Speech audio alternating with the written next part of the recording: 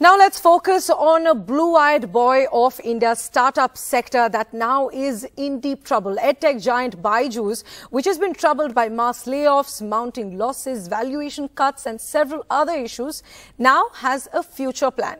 The CEO of the company, which was once the most valued startup in India, has acknowledged in front of stakeholders that the company made mistakes. And as the company has not released its annual financial statements since financial year 2021, the CFO Ajay Goyal has promised stakeholders that the financial audits for the year 2022 and 23 will be completed by the end of this year. My colleague Srija joining us for more details on this. So Srija, a promise on financial statements, along with that an acceptance of mistakes. Tell us what else was discussed in that meeting.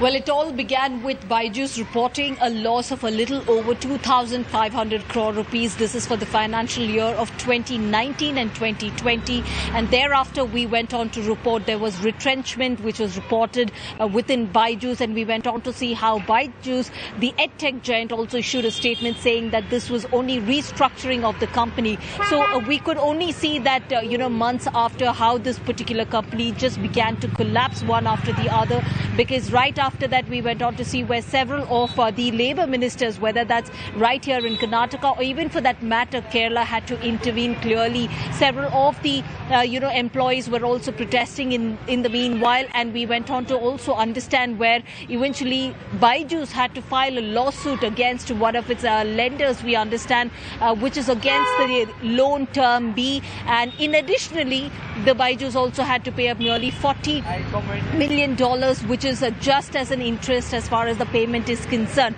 So all this has come under the scrutiny of the government as well. Even we went on to see the labour, that is the union labour minister, also took note of this. And also, more importantly, what's really happened in the latest episode is that Byju Raveendran, for the first time, we understand, had introduced Mr. Ajay Goyal, the new CFO of the company, to the shareholders, because clearly he was responsible at a point. It has reached a tipping point where we went on to see nearly 3 of its, board members had resigned. Now, the red flag all the way came in the form of where Deloitte, in fact, was the first, the auditor, the biggest auditor, global auditor, had to resign from its board. And right after that were 3 other board members. So now what we understand from the Byju's is that it's given an assurance to its shareholders that by September, just like you pointed out, that they will be auditing the financials for 2022 and also for this year around December 23, they will be auditing for 2023 as well.